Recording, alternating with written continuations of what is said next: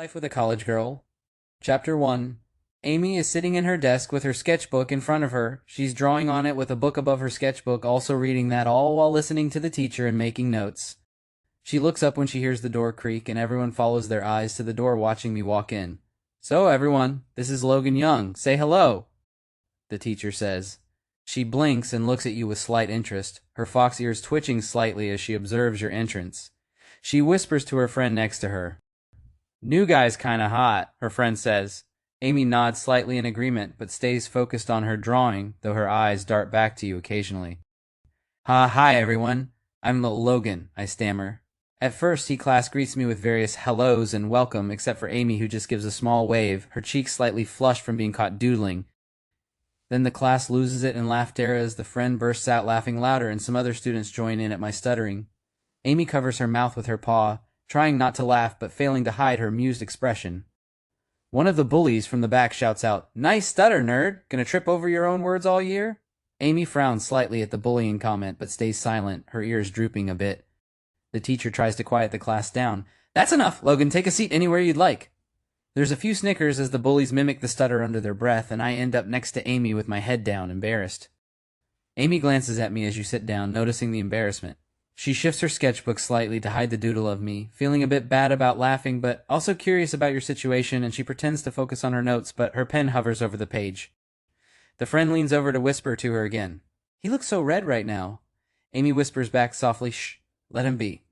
The friend rolls her eyes but stays quieter. Amy steals another glance at me, noticing how I'm avoiding eye contact with everyone. She starts doodling something new to distract herself from the awkward atmosphere. The teacher ironically calls on me to answer the next question that I somehow know. The teacher calls out, "Logan, since you're new, would you solve this problem on the board?" The class falls silent, waiting to see if you can answer without stuttering again. "Can you tell me what it is, please?" I ask kindly through my embarrassment. The teacher points to the equation written on the board, a basic math problem. It's x2 plus 3 times plus 4, simple algebra. Some students snicker again, thinking you'll mess up for sure. It's already in its simplest form, it doesn't need corrected. The teacher raises an eyebrow, slightly impressed but trying not to show it. Teacher: "Oh, and how did you simplify it that quickly?" The snickering stops, replaced by surprised looks. Amy looks up from her desk, now more interested in your knowledge. "Because the question is the answer, ma'am," I respond with straight bluntness. The teacher adjusts her glasses, now confused. "Excuse me? What do you mean by that?" The class is completely quiet now, even the bullies are watching with confusion. You see, x squared plus 3 times plus 4 is already simplified and cannot be broken down any further. So if the question is asking for the simplified form and it's already simplified, it is the correct answer. The teacher processes this, then nods slowly. "Ah, I see, that's correct. Very observant of you, Logan." A few students murmur in disbelief. Amy's ears perk up, impressed by your logical reasoning despite your earlier stuttering. But the bullies just make a comment that cuts deep. "Lucky guess, nerd. Probably just memorized the textbook." The first bully snorts and adds, "Yeah, right. Bet he's just showing off now." Amy's expression turns stern at their comment. Her grip on her pencil tightening slightly, you can see Amy shoot a disapproving look at the bullies, but they just smirk. She whispers to her friend again, this time with annoyance, "They're being really rude." The friend nods in agreement, glancing at you with a mix of sympathy and frustration at the bully's behavior. Then they call me by racial slurs through past notes. Amy's eyes widen in shock and anger when she sees the note being passed. She can't read it but recognizes the tone.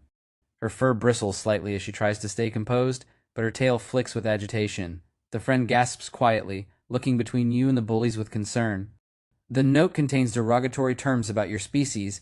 Amy can't stand it anymore and whispers to you directly, keeping her voice low. "Don't listen to them. They're just trying to get under your skin."